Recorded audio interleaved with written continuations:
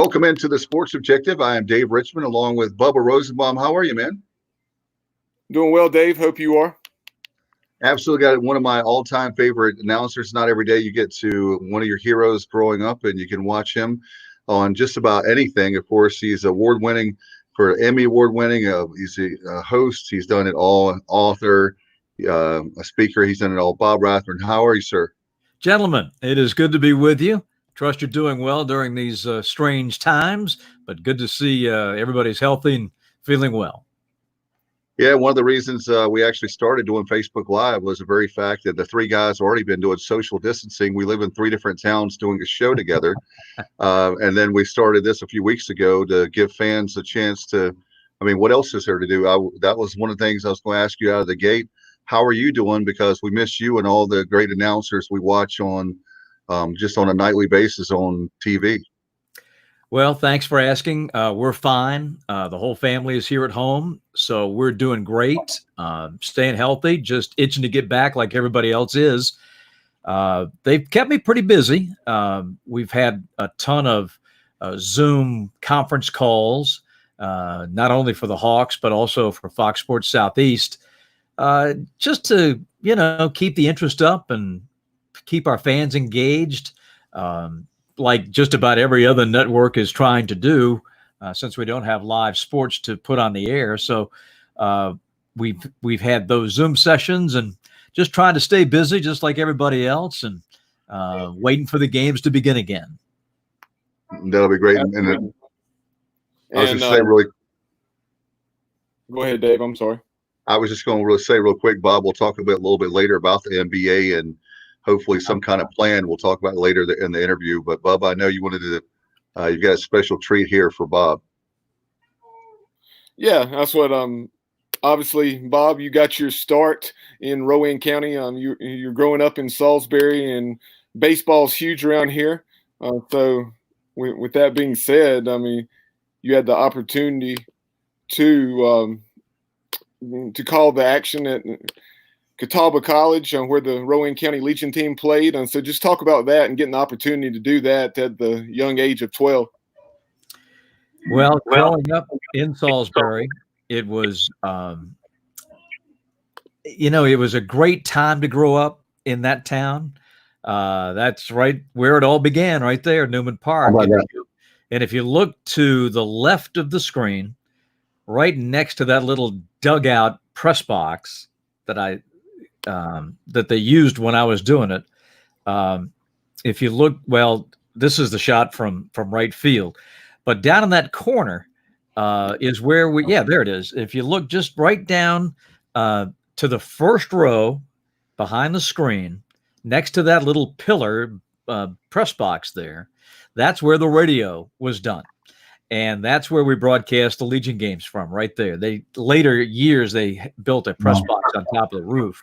But that's where it all started for me. I was 12 years old.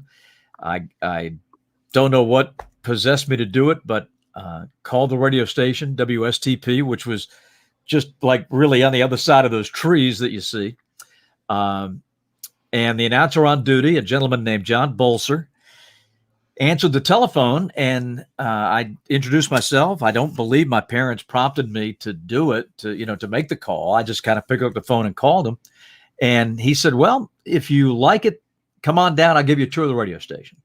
And so he did. And that turned in for me to an every Sunday ritual where I would go hang out at the radio station. And one Sunday, the sports guy showed up and said, well, if you love sports and you love radio, help us broadcast these American Legion baseball games. And I said, well, sure. And I did what 12-year-old kids would do. I'd go get the guy a Coke and a hot dog and try to keep score and some stats and stuff like that. And then that first summer, he said to me right before a game one night, he said, are you ready to make your debut? And I said, well, I guess I am. And I got the microphone in the bottom half of the seventh inning. And our first baseman, a fella named Joey Brown, big left-handed hitting first baseman, got in the batter's box and hit one out, and I got to call it. And, wow.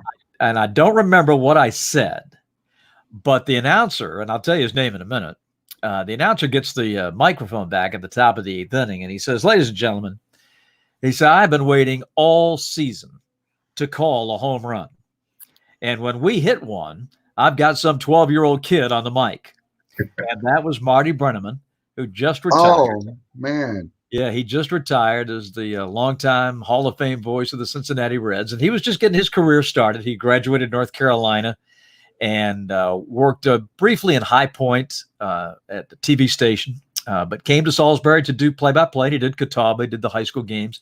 And we had, as you know, Bubba, then as now, one of the best American Legion baseball programs anywhere in the country. Dominated North Carolina Legion baseball, playing for state championships. And the legendary, God rest his soul, he just passed a few weeks back, Joe Farabee was our coach. He was also the head coach at Pfeiffer. And it was just magical. Then there were 5 high schools in the county.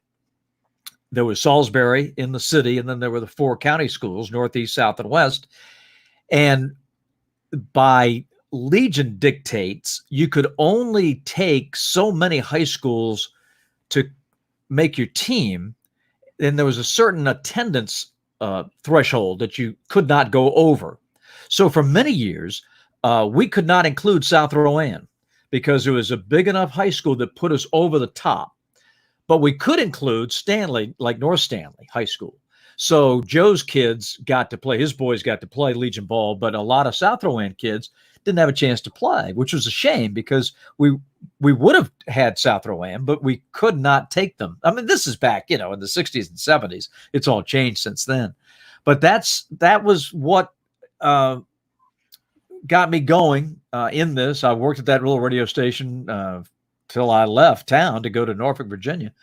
And I also got to write for the newspaper, the Salisbury Post, and that was great because I got a journalism background and I got the radio background at the radio station. So it really just all sort of fell in my lap, and was a lucky young man. And by the time I was 19, I was on the air full time, and I worked full time at WSTP, and I went to Catawba as a day student full time, and then I worked all day and did the games at night. So it was great. And so that picture of Newman Park really brings back a lot of memories.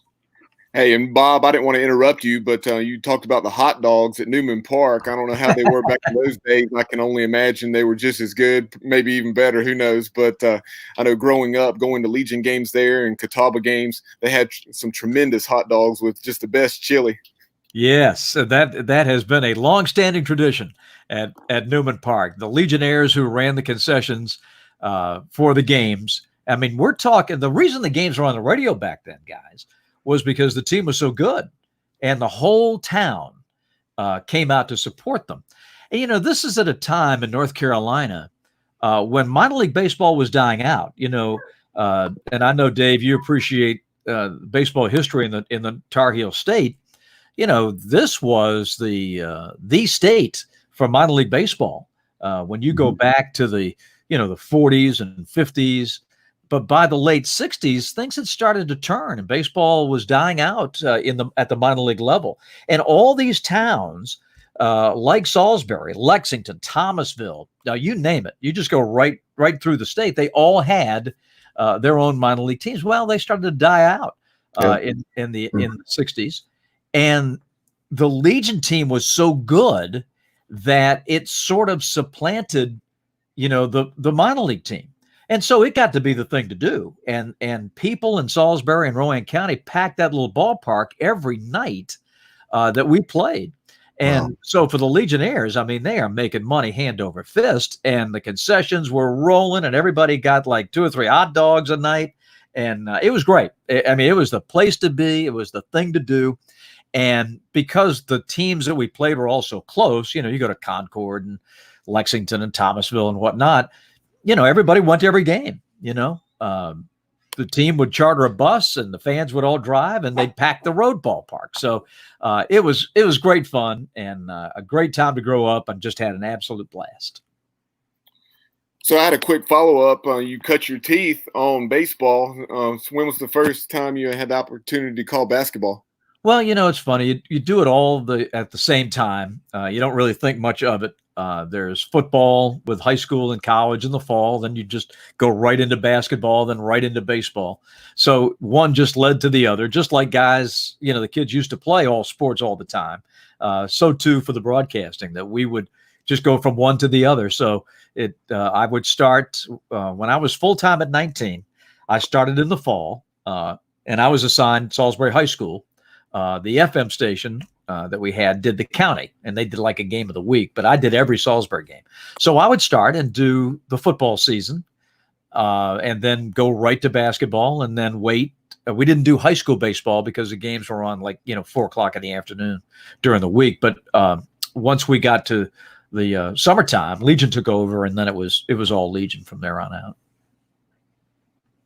Hey, I wanted to ask you, Bob, while we have a chance talking about your career, is there a sport you haven't called, or certainly one that your favorite is? I know that's probably like me, Bubba, and I have children, and somebody would probably ask us what our favorite child was. It's probably not a good thing. Yeah. The only one that I've missed is the NFL. I have not called the National Football League game, preseason or otherwise. Would love to. I've always enjoyed pro football, and just haven't had the opportunity. But I have called an NHL game. I've called, obviously, the NBA, Major League Baseball, college athletics at the highest level. So I've been blessed. If I never do an NFL game, that's just fine. I've had a lot of fun, more than my share, and appreciate all the opportunities that have come my way.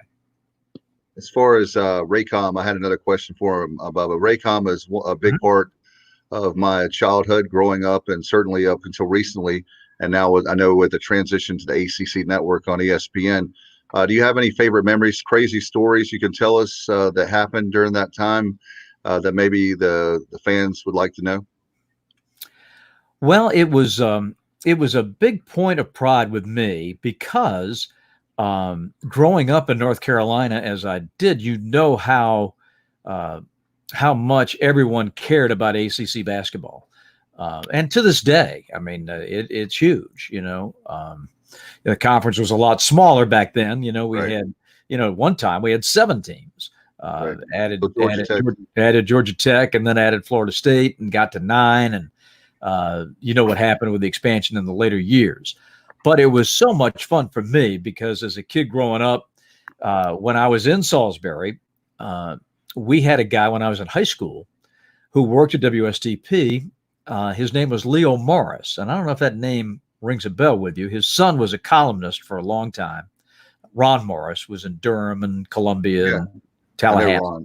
Well, his dad, Leo, was the voice of Wake Forest and Duke. Now, their family's from Wyoming, and they would come to Salisbury because Leo would be the Wyoming Sportscaster of the Year, and he would come to the award ceremony for the National Sportscasters and Sports Writers, and fell in love with Salisbury and got a job at WSTP. He was like the sales director and did play-by-play, and moved to Salisbury. And he became the voice of Wake Forest. He replaced Gene Overby back in early 70s, I want to say, somewhere around there, 72, 73. And because I was working with Ron at the newspaper, they needed somebody to help with the stats. So when I was a junior in high school, I got to go to my first ACC tournament. Crazy. And the weird thing about that was it was the night of a North Carolina-South Carolina championship game. And it was the last basketball game that South Carolina played as a member of the Atlantic Coast Conference. They beat the Tar Heels, won the championship, and left the conference that spring. So my relationship with the ACC goes back a long way. So it was a real hoot for me to do ACC games, and I'm proud to say that I've done them now for 31 years, and just have loved every second of it. The coaches, the players, the TV people, all became lifelong friends, and that was such a great thing for me, and I still love it. We're still, all of us stay close. And we've been all together for 30 some years, and we're all in touch with everybody all the time. It's great. Yeah. Talk about getting to know the likes of a Mike Krzyzewski or a Dean Smith or Gary Williams back when Maryland was in the ACC, and some of those tremendous coaches and also personalities. Well, it was a league of personalities. I mean, you just go right down the line, whether it was Lefty Driesell at Maryland, Bones McKinney at Wake Forest, you name it. I mean, we had Norm Sloan and Dean and, first, at Duke, we knew Coach K before he was Coach K. People think that, time began when he took over as the head coach at Duke, but, they had, with Vic Bubas, they went to 3 Final Fours in 4 years. Never won it, but Vic had great teams. And of course, later, Bucky coached him and was my partner forever on ACC games. You think about Wake Forest. I'll never forget when I was working with Leo keeping stats, we went to Clemson and Jack McCloskey, who later became the general manager of the Pistons and was a great college coach. Jack was coaching Wake Forest. I mean, this is 1,000 years ago, guys. And we go to Clemson and win. And I'm like, I'm a high school kid. And we're walking out because Leo and I drove down, and the team's going back to Winston-Salem. And Jack McCloskey puts his arm around me. We're walking out of Little John Coliseum, and he says, Robert, let's get out of here while the getting is good. And, just things like that you remember, as a kid. And yes, sir, coach. And, we won on the road. It was great. So a lot of history and a lot of great people. I mean, from Skeeter Francis, who, ran the ACC office forever, just a lifelong friend. I went to school at Catawba with his son. Just so many memories, so many great players and great teams and great games. It was fabulous. And, it's a shame in a way for us old codgers that, the ACC is not like it used to be, it's different. You could argue whether it's better or not, but it's different. I get assigned to a game, Pitt and Notre Dame, and it's like, okay, but it's not an ACC game in my heart. Give me Wake Forest and Clemson. That's more of an ACC game to me. Very exciting time, and certainly I know I wanted to ask you as far as one of the teams. Obviously, I think you're sporting one for the Hawks there, the shirt, but certainly the NBA is a big deal to me, and I'm wondering about the scenario I'm hearing. I know it's probably rumors, but the NBA, I heard it again today at work, people were asking me. I was like, I don't know. I'm just a guy that does a local podcast, but they were asking about the scenario of the NBA playing all the games without fans at Las Vegas. Is that something you think can happen, or what are you hearing? Yeah. Because you're more of a bigwig than me. Yeah, no, I'm not a bigwig, and I don't have any inside information. But I will say, we have some friends that have come downstairs. I thought the door was closed. Hello, everyone. My wife runs a dog rescue, and looks like cool. One of our fosters has made it. So I may have to make sure everything's okay before we have a dog fight down here. We got a new one. But that would be a first on the show. Really.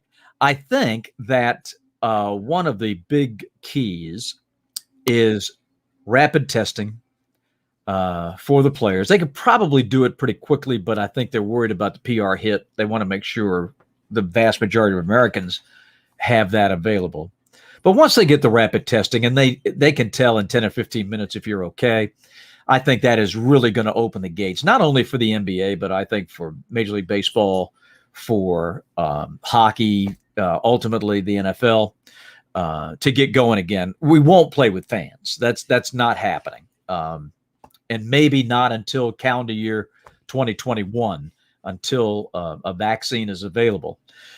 But that said, I know they're itching to get back. They want to complete the season. I think Adam Silver, our commissioner, is going to do everything in his power to see that the regular season finishes and we have as normal a playoff as you can have. We might go to 2 sites. We might be Orlando and Vegas and put the East teams here and the West teams out there. But they definitely want to resume. They don't mind waiting till August to restart if that's what it takes. They figure they could probably do it in 2 months. They'll probably push back the start of the next season until Christmas. And I think, hey, I told you we were going to have a fight. Cool it, guys. I think that I think one of the big things is the longer we wait to start next season, the better chance they've got of having fans. Because if they can wait till Christmas, they'll roll with the time frame that they can get a vaccine or at least treatment, and testing, and maybe have everybody's temperature checked as they come into the arena. But they want to play with fans. All these sports do.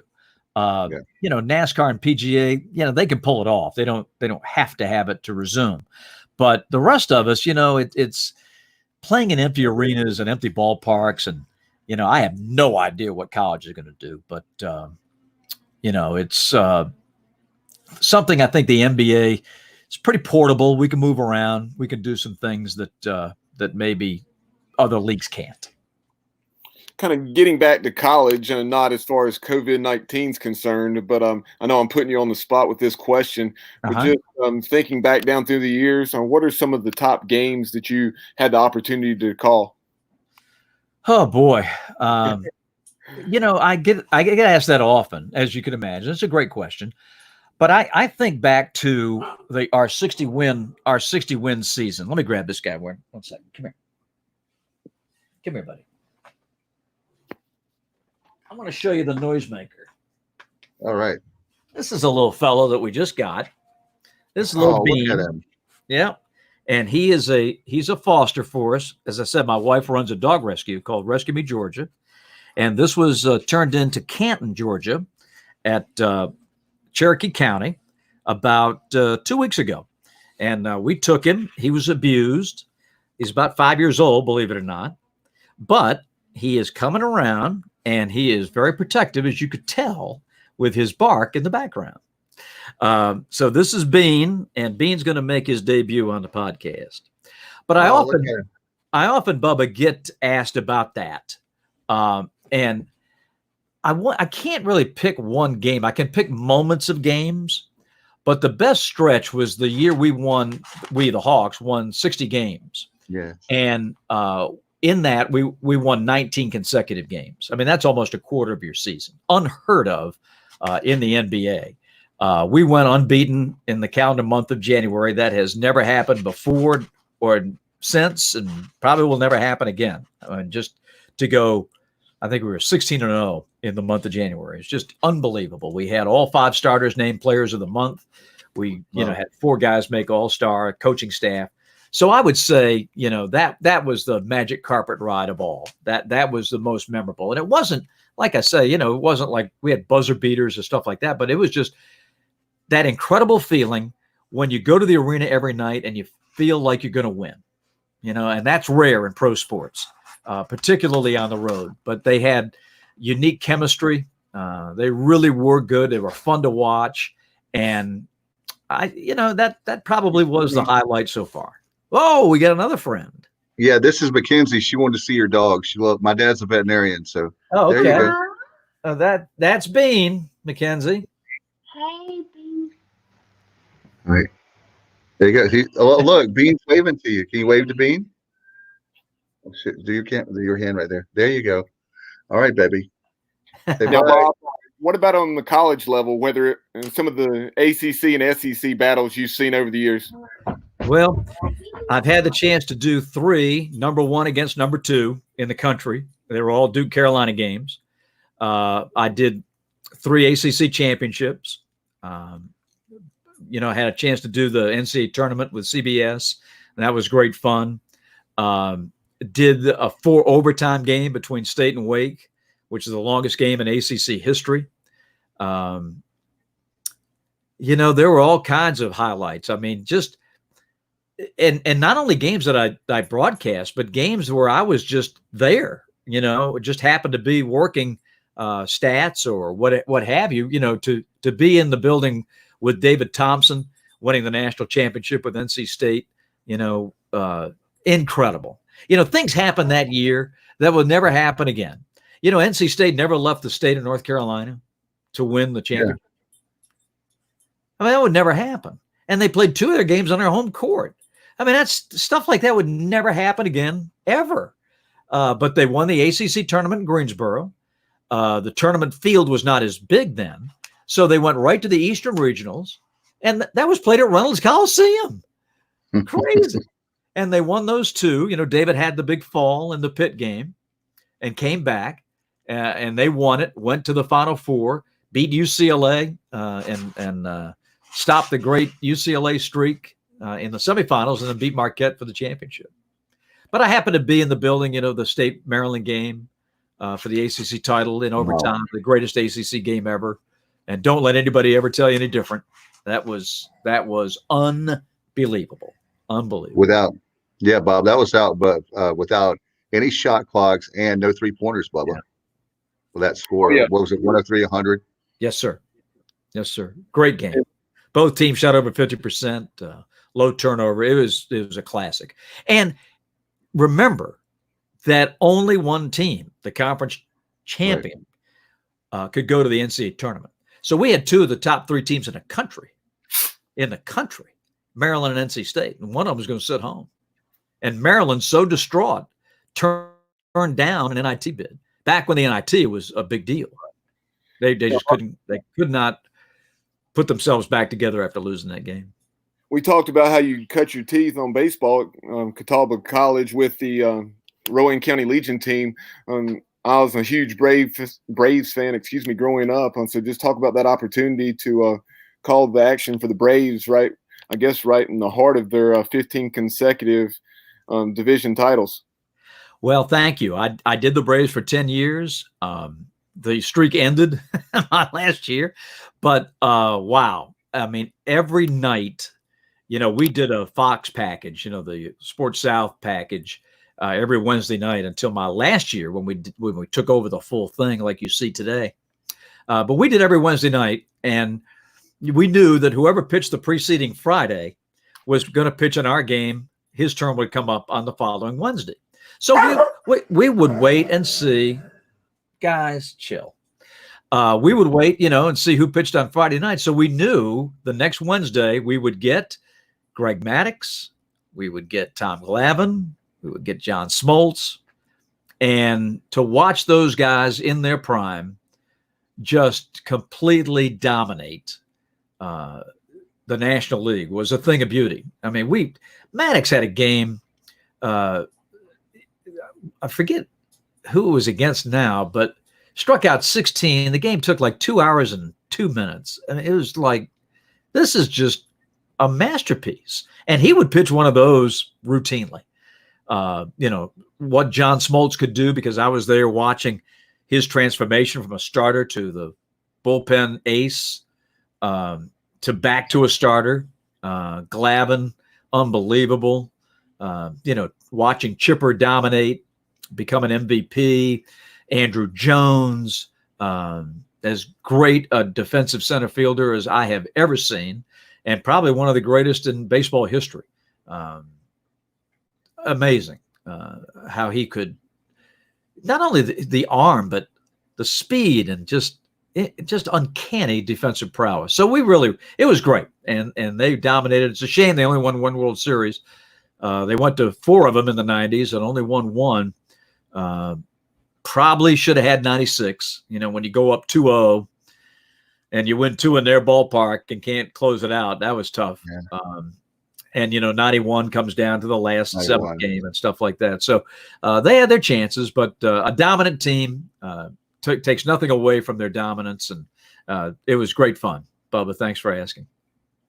Bob, I had a question too, a sidebar as far as Major League Baseball and your neck of the, close to your roots, if you will, in North Carolina.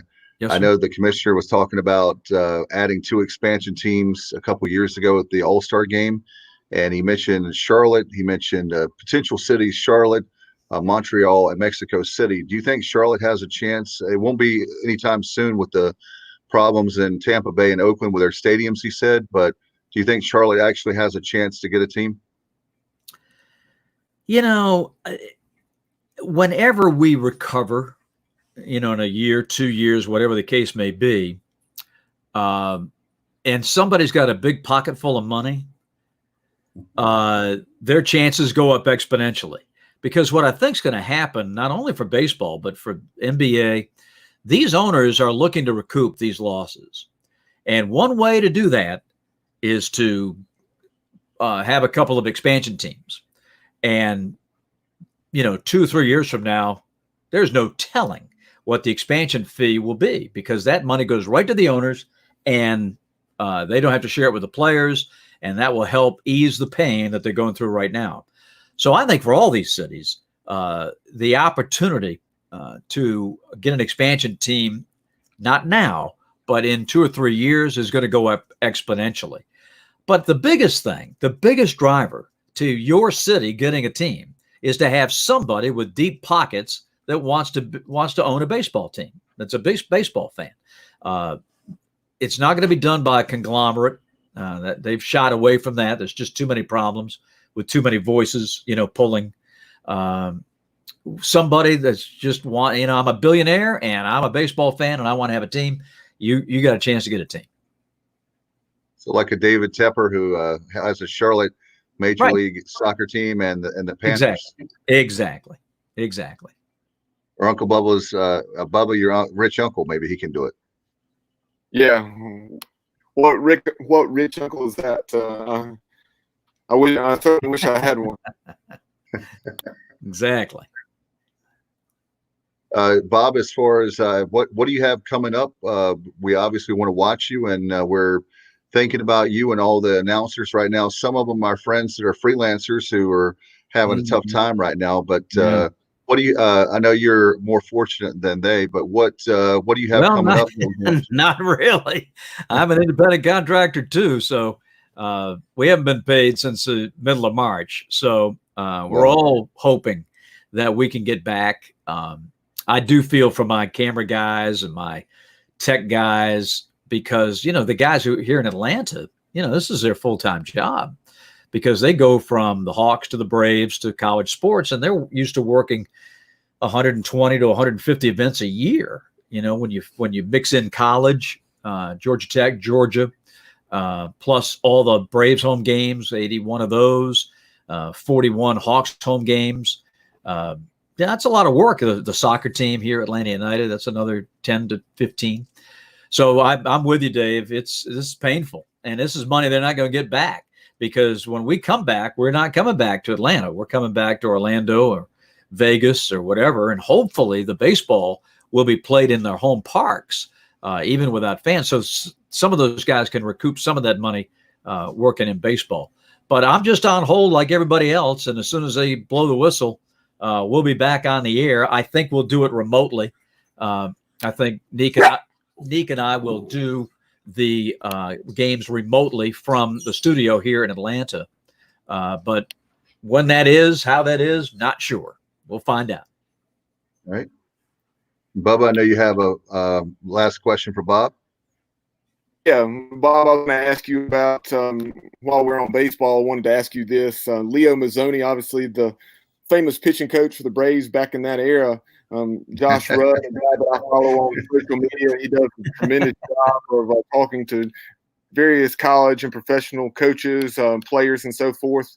And he was talking to Leo Mazzoni, and Leo had some tremendous stories talking about those excellent pitching staffs that the Braves had. So do you, in your dealings with the Braves during those years, and did you have any stories about Leo or maybe someone else that maybe came to mind? Well, Leo was great. What a job, to be the pitching coach with those guys. But I just so loved spending time with Bobby Cox. He was my kind of manager. He was loyal to his players, never criticized them in public, always had their best interests at heart. Just a wonderful human being. And just to be around him every day, just the steady hand on the wheel was great. I remember asking him one time, I said, I noticed, Bobby, that we don't have any music in the clubhouse here. Certainly not before the game, but not even after the game. So why is that? He said, well, Bob, he said, baseball is kind of funny in that, your pitcher might have a great game. Your starter might get bombed.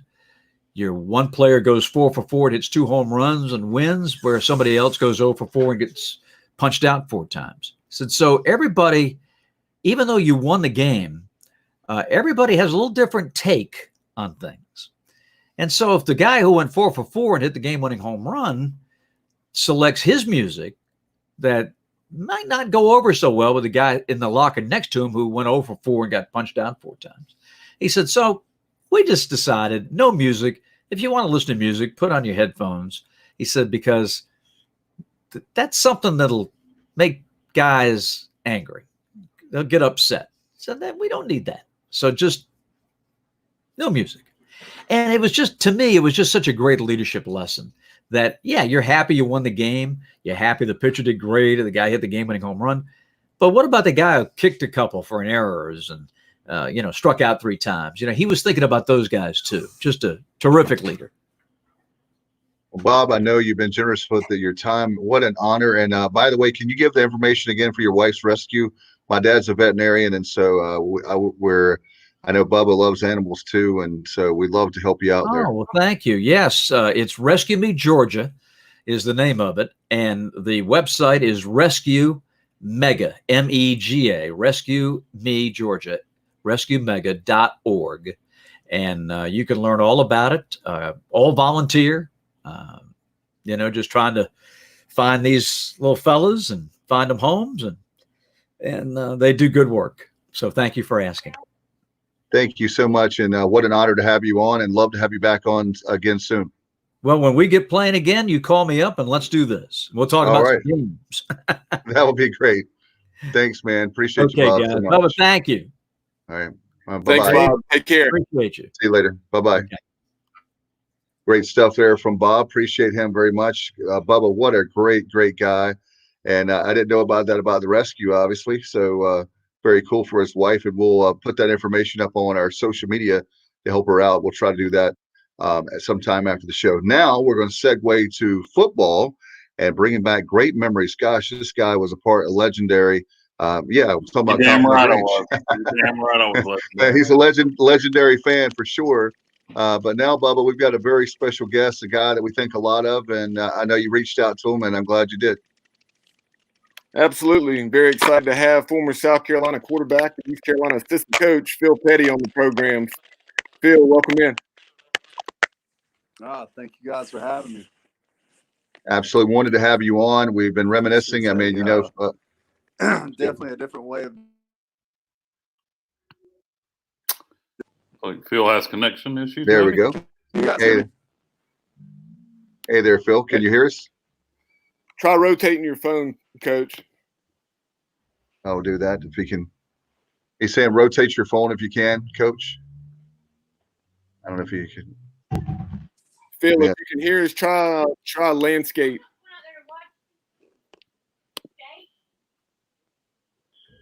Well, we're having hey Kyle, welcome in, and we'll get Phil here. Phil, can you hear us? I don't know, but we'll see if he can turn the there we go. Let's see if we can get him. There, he's fixing it. Hey, Coach, can you hear us now? Yes, I got you. All right, cool. Welcome into the show, The Sports Objective. I was getting ready to say that we right now don't have any sports, as you know, and so we've done a lot of reminiscing, and certainly we love the Skip Holtz era with the time you were there with Coach. And first of all, can you give us a kind of how did you come across getting the job? Can you talk about coming to East Carolina? Yeah, no, so I was a graduate assistant in South Carolina, and obviously played for Skip and for Coach Holtz, and he, as soon as he got the job, offered me the job, be the quarterback coach. So obviously I was excited about that. So took the job, and Greenville's a great place. It really is. Phil, going back to your days in South Carolina as a player, playing for Lou and playing for Skip, I guess Skip was your OC, I guess. Talk about playing for those guys and how you built that relationship with Skip from a player and then a GA. Yeah, Well, Coach was tough to play for. I'll be honest with you, man. Coach Holtz is he's very his expectations are very, very high, and so you kind of know that going in, but you don't understand it until you go through it. But playing for Lou, playing for Coach Holtz, I say, but it was very tough. But at the same time, it's kind of a love-hate relationship. With Skip, he was always the good cop. So, he was always kind of on my side and stuff. But it was we turned it around at South Carolina. We had, one really bad year his first year, and then had two really, really good years. And really the biggest turnaround in college football history at that point in time, and then beat Ohio State 2 years in a row. So I'm very proud of that. So it was a kind of a weird time, but something I'll never forget. Great experience. You guys went to a couple of Outback Bowls, didn't you? Yeah, we went to Outback Bowls and beat them twice. Also. This is very unorthodox on this online stuff, man. I've been doing lately, so I'm not used to this. But yeah, go ahead. No problem. That's what you talked about those years and how you guys turned the program around. I remember taking an unofficial visit, and I think it was 1999. You guys gave Florida everything they wanted, but came up a little bit short. But just the Gamecock fans, just tremendous the way that they stuck with you guys during that 20 or 21 game losing streak, and they were certainly rewarded with those 17 wins in 2 years, and I guess 2000 and 2001. Yeah, no, we listen. I mean, my heart. I grew up a South Carolina fan, so it's never been a question for me where I wanted to go to college. I was recruited by everybody, and we have, as good of a fan base as anybody in the country. So, even we were 0-11, there were still 80,000 people there. So it was very rewarding just to have that kind of support. So no, very, very, it's a great university, and I think Coach Muschamp is doing a great job. And I think people are underestimating what he's going to do in the future, because I think the best is certainly yet to come. Phil, Skip got the job in December of 2004, and if I remember right, you were on his initial staff. Shankweiler was his first OC. I guess Skip may have actually been calling plays. If you were the quarterback coach, which is something you don't see that often, particularly in those days where the OC isn't the quarterback's coach. Talk about that. Yeah, I love Shank. I call him Shank. Yeah. He's a great guy, great football coach. Obviously, has spent a lot of time in Greenville, no, he's a very, very intelligent football coach. Donnie Kirkpatrick, who I think is back there now, also. That both those guys I worked with, and they're both great football coaches. But I think I was blessed to have James Pinckney my first year. James was a very talented quarterback. Had a little experience under his belt. He could throw it a mile, and he was willing to absorb coaching, which is what you want from great players like that. So, but I was pretty fortunate in that situation, and so we recruited well early, and then, golly, we won 2 conference championships and had a really good run there. No doubt about it. When you look at, I was talking about that, but when you look at the 2008, that 2009, those teams winning back-to-back conference championships. Ironically, that's the last time we've won a conference championship. You would think with Pirate football that we would have won 1 or 2 at least, but it's hard to believe, Coach, that it's been a drought since 2009. Well, I have, and I'm not just saying this. This is, I don't have a dog in the fight anymore, so I can tell you this: they got a really good staff, really good head coach, really good staff, and The right parts are in place. We were fortunate to get a couple of really good players, especially on the defensive line when we were there, and then we had good skill guys. And they can compete with anybody, and they know that, and people know that. Everybody knows that. I mean, heck, they've beaten South Carolina several times, and so they've beaten a lot of people, and so I know when we were there, we beat Virginia Tech, West Virginia when they were ranked in the top 15, and so they'll get it back there, and I think the right guys are in place to do that. No, absolutely. I want to talk to you, Phil, about while you were here, quarterback coach, then and then eventually you moved over to tight end coach. There seemed to be a change in the offense when Skip first got here. Maybe it was out of necessity because of what we had. But when Skip first got here, it seemed like we were doing 05, 06. It seemed like we were doing a lot of 4 wide stuff and getting in the shotgun and kind of being wide open, kind of more toward what college football is now. And then the next couple of years, a lot more conservative on offense, getting under center, running the ball more. Was that what Skip would rather do? Is be more conservative on offense, or was it just that our defense was so damn good while risk turning it over? Yeah, I think it's a combination of both. I think Coach wants to be. Coach Holtz, and I say Coach Holtz, that means Lou. And then I think just learning under him, I think Skip was a little conservative at times, but at the same time, he allowed us to open it up a little bit. And then Todd Fitch came in, who I have the utmost amount of respect for, who's a very, very sharp football coach. When Todd came in, he kind of tweaked things here and there. But it was here, that the thing you have to understand is it's, from the outside looking in, it may look different. It may look the same.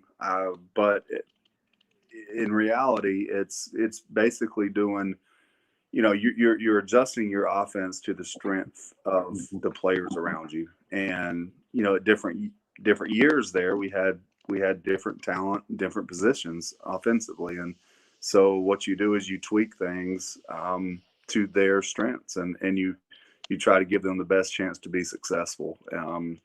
And I truly think that, between Skip and Todd and myself and, Donnie K and Shank and all those guys, I mean, we spend more time, trust me, than people realize, going through all that stuff and trying to give those guys a chance to succeed. So I think we did that. And so I think necessarily it's not necessarily a change in concept. It's more of just a change in talent and where your talent is and trying to give them a chance to succeed.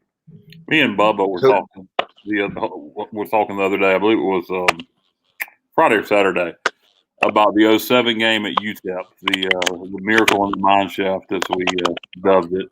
What do you remember about that game where Cass throws the Hail Mary to send it into overtime, and then we beat the Miners in overtime? I remember seeing Juarez. That was about 3 miles away. And I was like, thank God I'm in his press box. But no, that was a hell of a game. Mike Price, those guys, they're good guys. We were actually pretty close to some of those guys on that staff. I mean, that was a hell of a football game. But to go out there and get the win was pretty special. That's a long travel. I think we got back at, I don't know, golly, the sun was up, I can tell you that. So it was early in the morning we got back from that trip, but it was it would have been a tough loss, but it ended up being a really great win. Coach, I had a question. Speaking of 07, one of the highlights, certainly I think of the Skip Holtz era when I think of you guys, is that big win against Boise State in Hawaii. That was a tough game for you to go to Hawaii, right? I mean, that's got to be a tough assignment. Yeah, staying on Waikiki Beach for 8 nights that's a bad assignment. Yeah, it really is. No, we enjoyed the heck out of it, man. We stayed to Sheraton, Waikiki Beach, 8 nights. I remember I was right a couple doors down from Junior Smith, one of your great running backs, and one of my good buddies who was our running back coach at the time, and was a heck of a guy. But so, it just what a great trip. I mean, goodness, if you're not playing the national championship, what better bowl game to go to than the Hawaii Bowl? And it's so Agreed. it was very rewarding, and they were actually picked to beat us, and had a very good coaching staff, very good team at the time, and but it we were fortunate to come out on top of it. Yeah, you're talking about Boise State being projected to win that game. The poll that ESPN had, I want to say, what was it, Kyle, like 98.5 or 99%? And yeah, it was like 98 or 99% predicted Boise to win and cover. And of course, they were coming off that victory over Oklahoma in the Fiesta Bowl the previous year, so that was absolutely huge program. Yeah, no, they had a very good team. We were. I mean, truthfully, we were very concerned. We felt like their skill guys were better than ours. But again, I think that the defensive line that we had and our ability to pressure and hit the quarterback really is what kind of really caused us to prevail in that game. So it's we had good players up front, guys that played in the NFL for a long time. So yeah, I think that was definitely the difference in the game. Coach, your last 3 years you spent coaching the tight ends. In my opinion, I want to say underrated, but maybe not as appreciated as he probably should be, is Devon Drew. What a tremendous tight end he was. He got an opportunity in the pros, and he just going back and watching some of these old games over these last several weeks. You had an appreciation for everything Devon Drew did. Devon Drew is one of my favorites. It was a pleasure to coach him. He was a high school quarterback, came in as a quarterback, and was about to.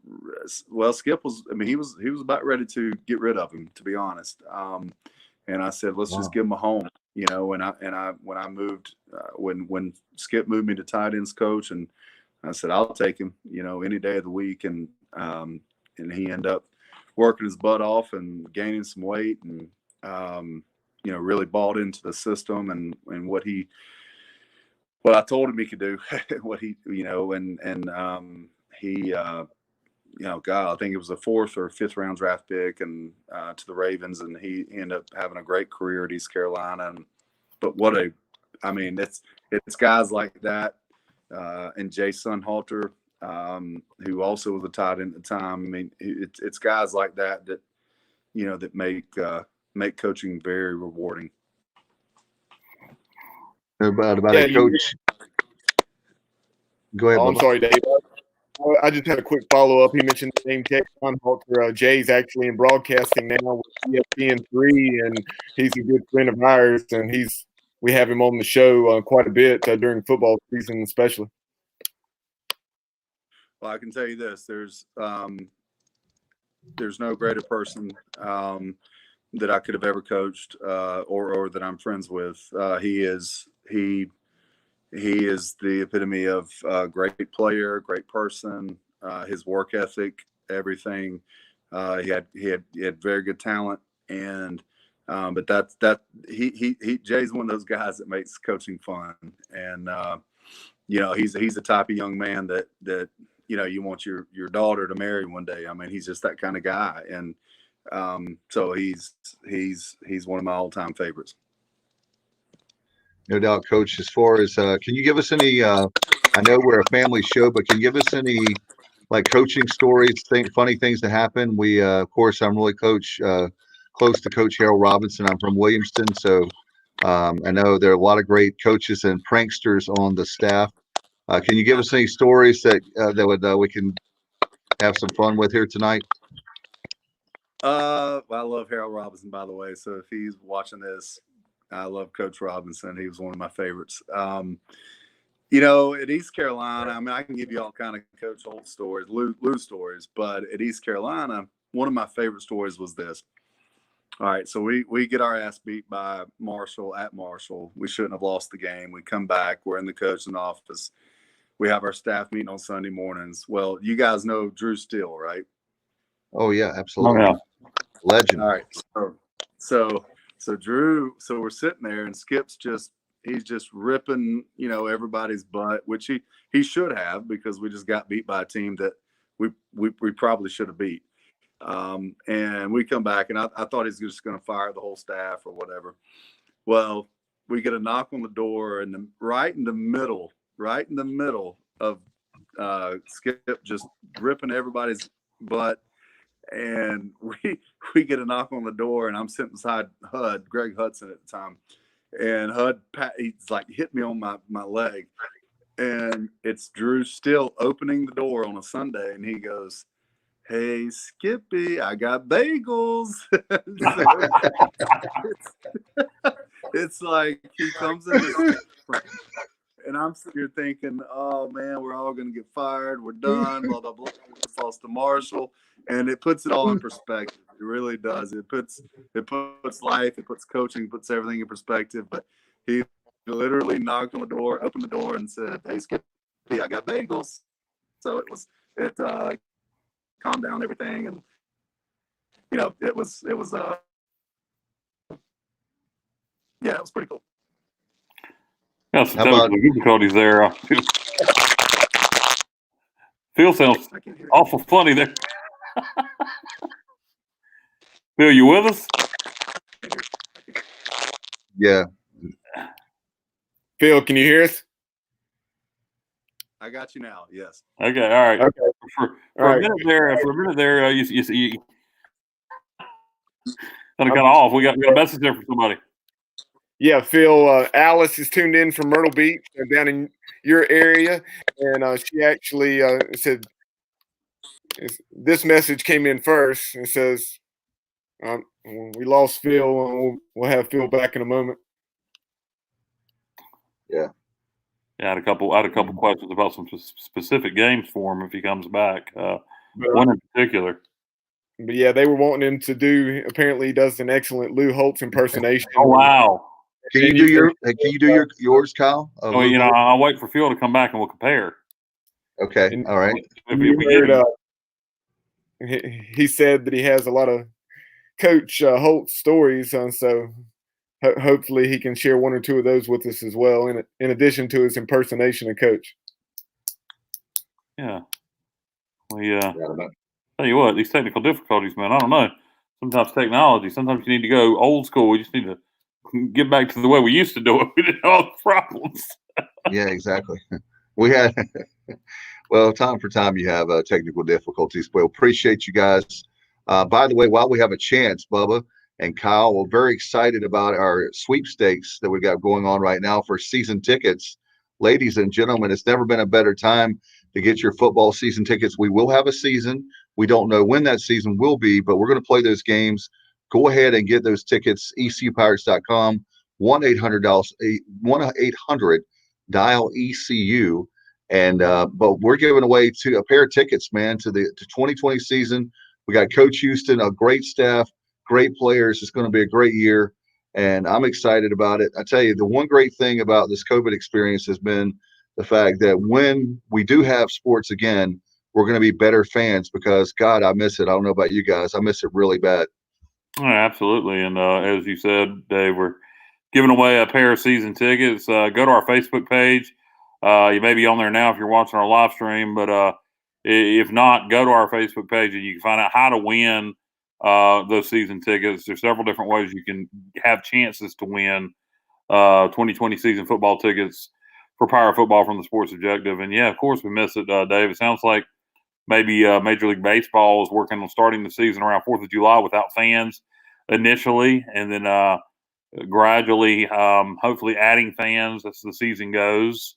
So looks like the owners have signed off on it. There's some language in there the players may not agree to, it sounds like. So there'll probably have to be some negotiations in terms of the way the money's going to be divvied right now with playing a partial season. But looks like MLB may be returning in July. Bubba, have you heard anything from Phil? Are we going to get him back? I have not. Kind of as far as what you're saying about baseball, though, I saw just what you're saying that we're going to play approximately like 81 or 82 ball games. So half of season, right? If the players have got to agree to it first, guys. That's right. I'm saying if that ends up happening. Yeah, and it's no guarantee. There's some language in there some things that I don't think they're going to agree to, and so we're going to have to see if they're going to be able to work that out. I mean, God knows baseball has gone on strike during a regular season, so it wouldn't be nothing for them to strike now. Johnny chimes in with, I know I sent it to you guys. I don't know if you had the opportunity to watch it. He says, while we wait for Coach Petty to hopefully return, what about the Cliff Godwin video today? And did you guys first have the opportunity to watch that? I did not. I've been working. Meador told me he was working on that the other day. Said it was going to be special. Yes. So I'm assuming it was. It absolutely was. Cliff Godwin definitely did an excellent acting job and portrayed some of the more extreme Pirate fans at Clark LeClaire. Those fans who are passionate, but allow their passion to get the best of them at times. But what they called it was Lloyd Christmas goes to an East Carolina baseball game. So he walks up to the ticket office there right outside the stadium and says, "Hey, I got one in the jungle, one behind the plate." And then so it goes back and forth between him being in the jungle and then him being right behind the plate, just saying stuff like, let's see. I know when he was in the jungle, he was like, yeah, 130 pitches, no problem. He has a couple more innings in him. We'll leave him in. He's only at 130 pitches. And then when he's behind the plate, I had him doing the purple and gold cheer. He had I guess maybe Brian Dilday or one of the megaphones. And so it was pretty good, kind of making fun of the more extreme, passionate Pirate fan, but in a positive way. Does this fan ever get on y'all's nerves? It's always a woman. It's a, come on, Pirates, come on. That's all she ever says. Come on, Pirates. The whole game. Come on, Pirates. Be down 3 touchdowns if we're talking football. Come on, Pirates. You just want to shut up. Just shut up. Did he do her? He should have did her.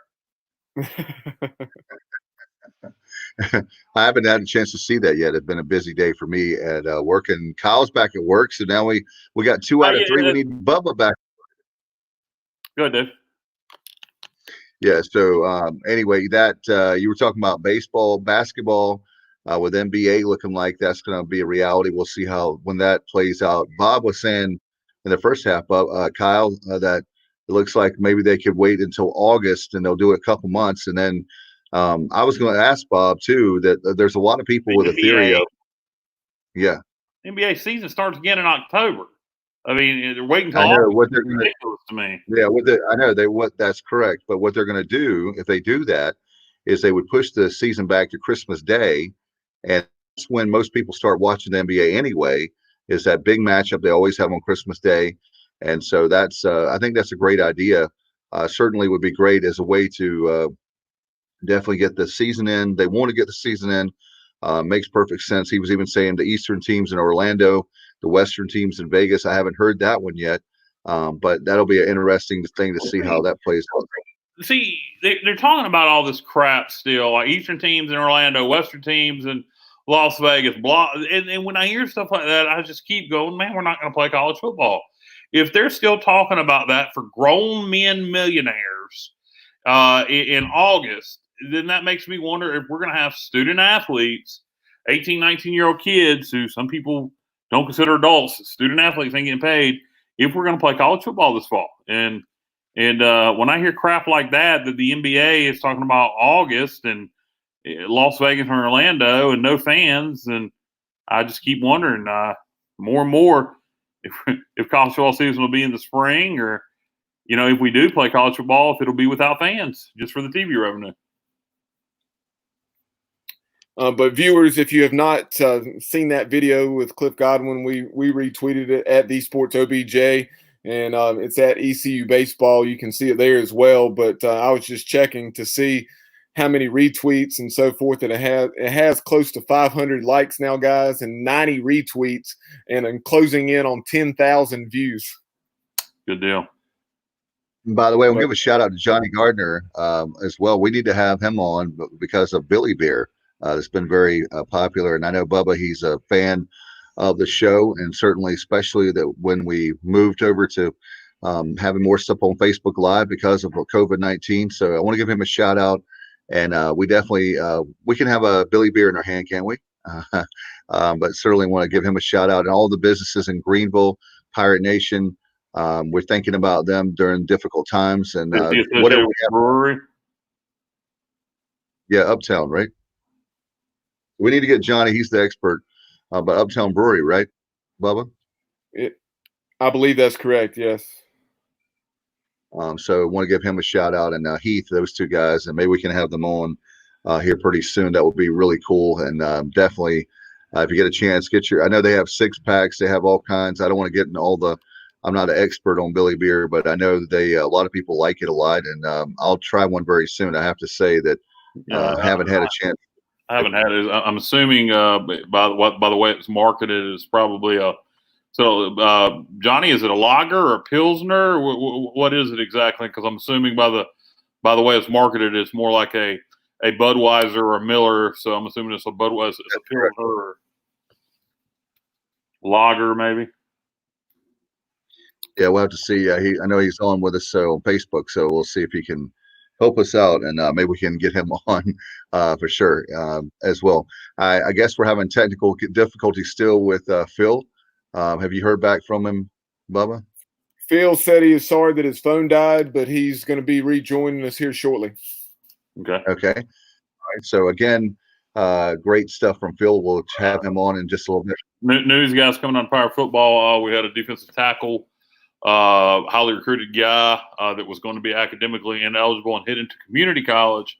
But hey, some good news coming out of COVID-19. These kids can get waivers now. That's right. So he will be part of the 2020 class and will be eligible immediately. Wow, that is great news. And certainly we've lost some players on. But, when Coach Houston was on, the one good thing about that is the very fact that we can have that. And I think he said it was 6 to 10 players that we have more coming on. Yeah, certainly. Yeah, and this is part of the 2020 class, Dave, and this will be around 7, I believe, defensive lineman, freshman. So that should bode well for the future. No doubt. Good to have Coach back on with us. Phil Petty, if you're just joining us. Phil, can you hear it? Yeah, sorry guys, my phone died, so I'm trying to. We're staying. I got some family in town. We're at a condo here, so but I'm back. Yeah. No problem. We appreciate you rejoining us. Yeah. And I know, Kyle, you wanted to talk to Coach about some classic games. Yeah, well, we had a request from some people towards Phil. We'll get to that in a minute. But you were mentioning that Marshall game in 2007 that you guys lost, that you were scared Skip was going to fire the whole damn staff. I can't hear anything. Oh. Can you hear them? See if they can hear. See if we can hear y'all. You hear me, Coach? Yes, I can hear you now. All right. He's can you hear me? Hello, Bubba. I got you, Kyle. See if Phil can hear you. Coach, can you hear me? Yes. Bubba, ask him about the 06 game at UAB where Philip Henry fumbled. I can't hear. Okay. Kyle was wanting to ask you about the 2006 game down at UAB and game 2 when we were coming back late against those guys, and we had that fumble there at the very end. I'm getting about every other word. I'm sorry, guys. I'm getting about every. No problem. No problem. That's just technology. Kyle was asking about that 2006 UAB game where we nearly came back and won, but unfortunately got it stripped there inside the 5-yard line. I guess it's about the one for what was it, a touchback against the Blazers. You're about the touchdown. Do you have me, Phil, where you can? He was asking about the UAB game in 06, about how you guys almost came back. I think Phil's frozen on. I'm getting like every other word. I heard Try UAB. I heard UAB. I'm sorry. Try rotating your phone, Coach. Yeah, well, but I've got to keep it on my charger because it went down. Yeah. Okay. Golly. Ask it again, Bubba. I think he can hear you now. Kyle, what were you wanting to know? UAB, I can tell you this: there weren't that many people there. The damn Philip Henry fumble. I just his memories of that, how heartbreaking it was. They always had good teams. I don't know. Can you guys hear me or no? Yes. Okay. Yes, we can. Cool. Yeah. All right. Perfect. Yeah, they always had good teams.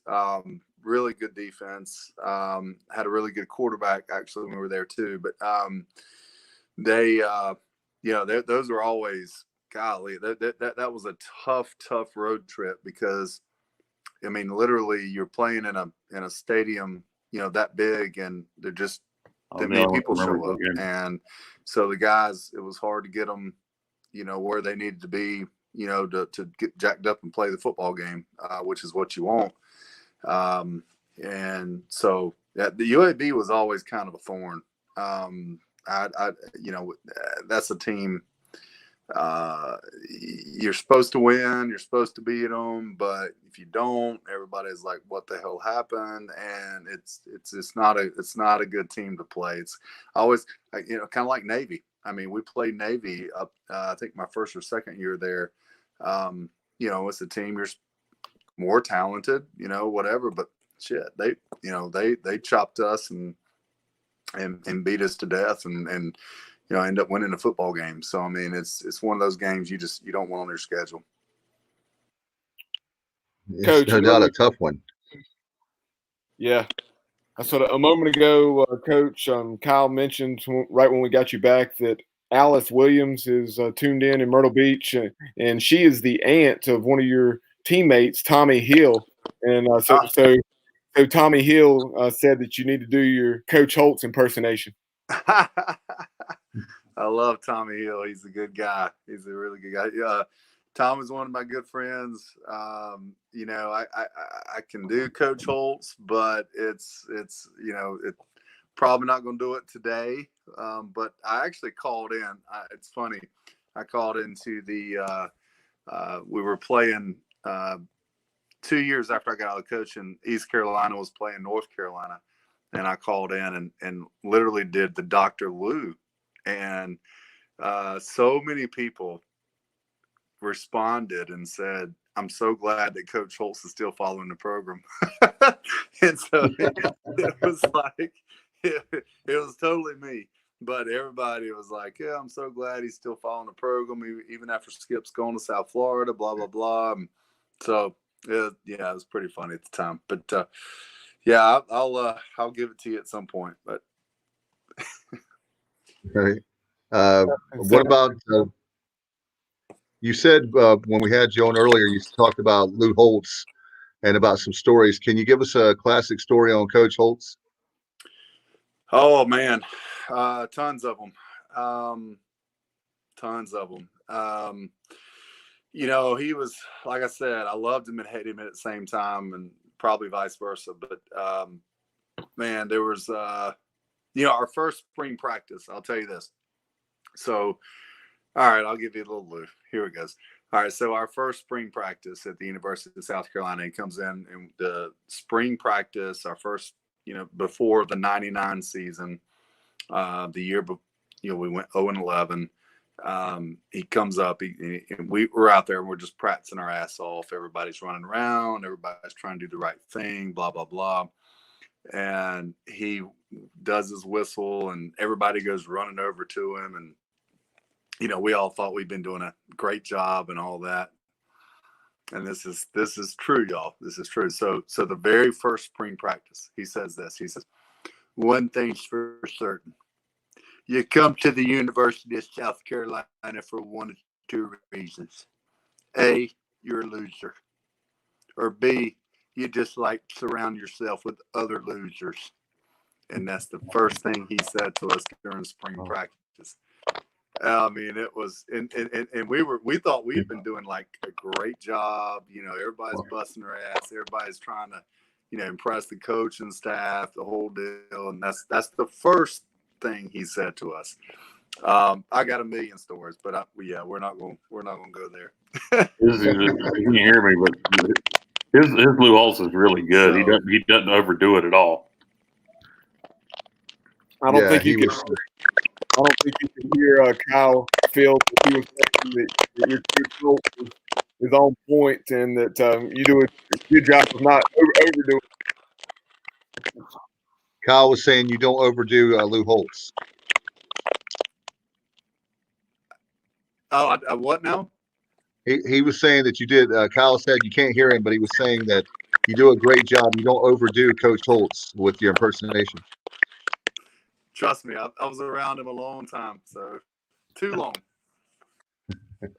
One question for you, Phil, for the coaches, for all the after coaching, what are you doing now? I've been in medical sales for the last 10 years. Wow! So you went from literally from the conference championships to medical sales. Yes, sir. Well, certainly, I know you had a lot of great memories, and definitely would love to have you back on. It's been a lot of fun catching up with you. You always wonder, where do the coaches go? How they doing? We thank you for all your hard work, and certainly when you have tough times like we've had the last few years, we've done a lot of reminiscing about why can't we be like that, the Holtz era or the Ruffin McNeil, the times there. And it's been really tough for us, 5 straight losing seasons. So hopefully we can. One final thing, how do you feel about Coach Houston, Mike Houston? I think he's a hell of a coach. I think he's going to get it done. Like I said, Shank, Donnie K, those guys are back. You got to recruit. You got to get the good players. It's funny how, great players make great make great coaches, and it's people don't realize that. There's, you can sit here to your, blue in the face and try to draw up plays and all that, but it's amazing how you put the ball in a guy's hand that's better than the other guy, and he makes a play happen. And I remember we were playing North Carolina at home. We threw a screen pass to Chris Johnson. You guys will remember that name. Oh yeah, and CJ. As soon as he caught the ball in the backfield, me and Todd Fitch were sitting beside each other, and we said, he's gone. And he went, 60, 70 yards, something like that. He was the fastest player on the field. So it's amazing, what great players they make. They make great coaches. So it's got to keep recruiting. Obviously, coaching does have an impact, does have a difference for a lot of different reasons. But you got to get those horses, man. You gotta have the guys on the field. And I remember we were playing. I'll tell you this quick story. We were playing Arkansas. Was it Arkansas? Yeah, in the Liberty Bowl. And guy that recruited me, actually, when I was coming out of high school, was one of their coaches, and he came up and he said, those 3 or 4 guys on your defensive line, when they put their hands down, they look like the guys in the SEC do. And that was true. Jay Ross, Linville Joseph, missing one. CJ Wilson. CJ Wilson. CJ Wilson. Yeah. And those guys are, heck, a couple of them maybe still. I know Linville's still playing, but you get those kind of guys, man. It changes the game, and that's what. It wasn't just them. It was everybody. But that's what you got to have. You got to have good players, and they'll recruit. They'll get it done. I have a lot of faith in that staff. East Carolina will always be my second favorite team. Obviously, I grew up the Gamecock, but that place is special to me. Really, really had a great, just a really, really, really great 5 years there. People were very good to me. I have lifelong relationships, and I wish them nothing but the best of luck. And I think this staff will get it done. I really do.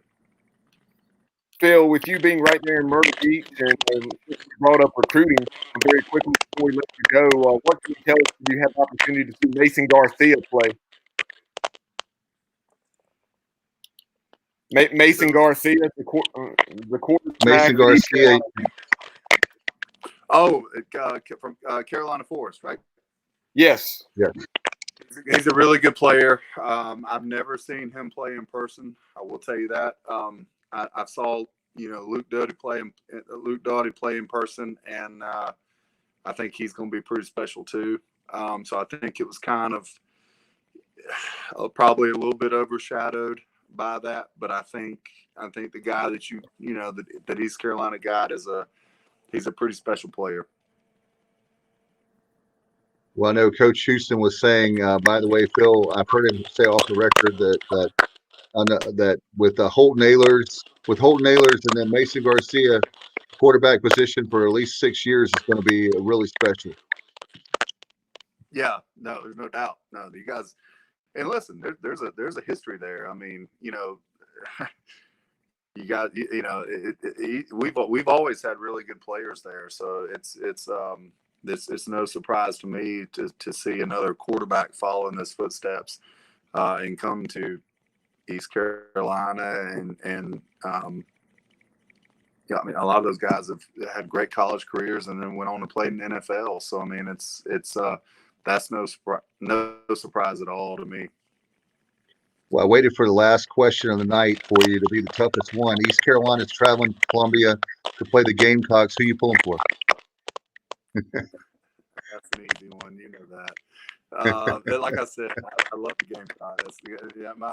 Listen, South Carolina always is number one in my heart, and East Carolina will always be number two. I mean, that's just the way it is. I had 5 special years there, and I understand Greenville and the town and the people and how much they love sports and football in particular. But it's a great place. It really is, and I pull for them every game. Yeah, maybe not that one, but every other game.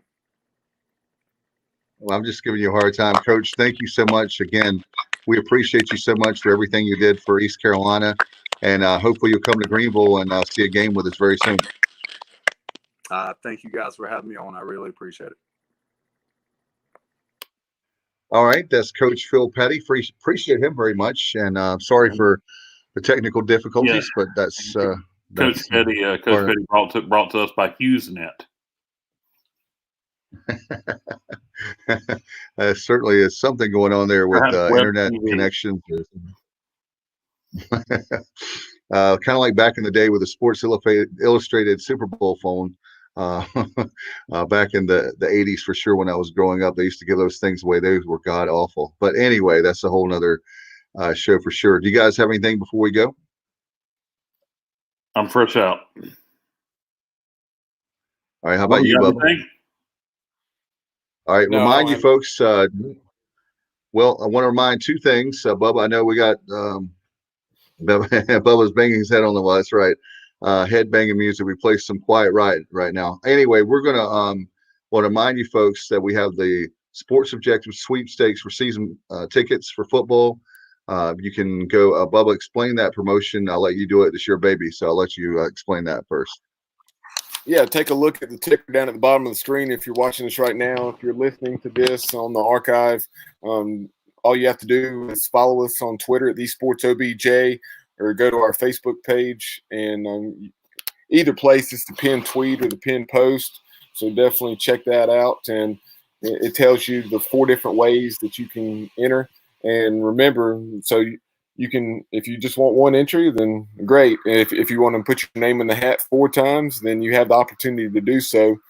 And definitely go on and check that out. In addition to following and subscribing, you can prove where you listen to the show that you subscribed on TuneIn Radio, SoundCloud, wherever it is you listen. And that's another way to enter. And then also, if you subscribe to our YouTube channel and show that screenshot either on Twitter or on Facebook, that's another entry. So put your name in the hat 4 times. Those 4 ways, and those 4 ways are outlined on Twitter as well as Facebook on the pinned post.